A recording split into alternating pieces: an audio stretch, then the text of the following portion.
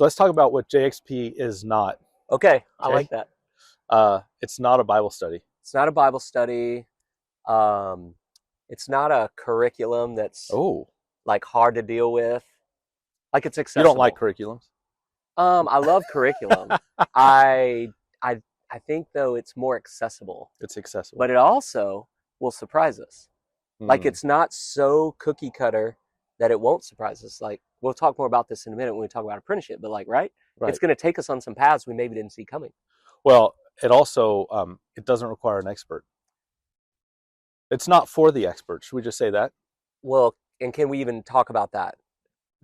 That's such beautiful language and reality. Mm-hmm. Because Jesus, literally, in the whole Jesus story, he he's the master, which is an interesting word in our context. Yeah. But using that language from that moment, like he's the Lord. None of us are. And So in even the JXP, notion it that puts him someone back. would be Yeah. an expert, Yeah. like I think he was calling us even at Yeah. the beginning to lay that down. Yeah. Yeah. So what else is it not? It's not a Bible study. It's not Yep. for the experts. It's not actually curriculum. not just something for inside the church. Mm-hmm. And would you say, Justin, JXP does best when it's not inside the church? Like the walls of the church. Or at least if it's in the church, it moves out of the church as There it part of is. the process. There it is. Yeah. Because I do think there's an essence to it. It's the Jesus way. It's the thing that spreads. It can't help it. Yeah. Yeah. And it's what everyone's craving for. I think back to some of our interactions. Yeah. I remember when I came to visit you. Yeah. And you had a group of friends. And we Yeah. were talking about this. Yeah. And I have a group of friends. And their lives don't intersect with church attendance, those things like that. And it was just sparking life. Yeah. Like a possibility, a new imagination. And I've done JXP with people that are not religious. They Right. don't go to church. They don't Right. want to go to church. And in fact, when I'm in a JXP group, I go, this was better than a church service. Yeah. Well, yeah, I preach and do sermons and stuff. And a lot of times I'm in those JXP conversations like, this is way better than if I had preached something.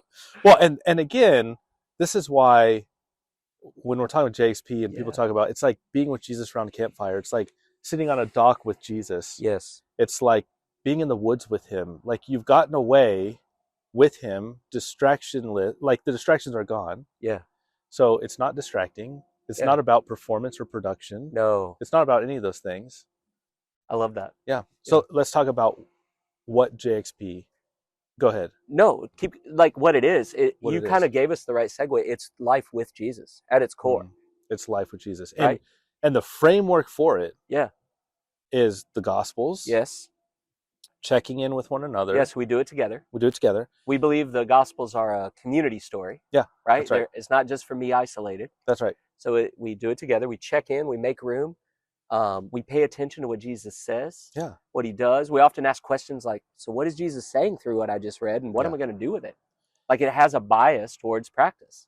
And the bias towards curiosity. Deep curiosity. And I would say people who have asked questions about Jesus or want to ask better questions or experience fractures in their relationship because they act too certain, but they need to get back to the original way. Yeah.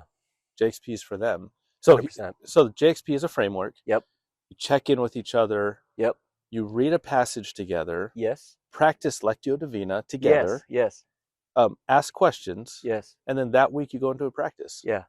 And I love that you even mentioned the practice of Lectio as kind of built into JXP because that's one of those resources really given to us through, again, the big community known as the church throughout time and space that helps us slow down to be with God in that reading moment. Yeah, that's right. To be prayerful, even if, again, back to what we said, non-religious folks who, I don't know if I do pray, but it invites us into an experience with Christ. It just reminds me, all that we read in the Gospels, there's places where Jesus calls disciples. And what does it say? To be with him and to go preach. That's right. It's come to me, all you who are weary, right? Yeah. It's all of those lines, Yeah. again, of withness. So that's what it's not, and that's what it is. Yeah.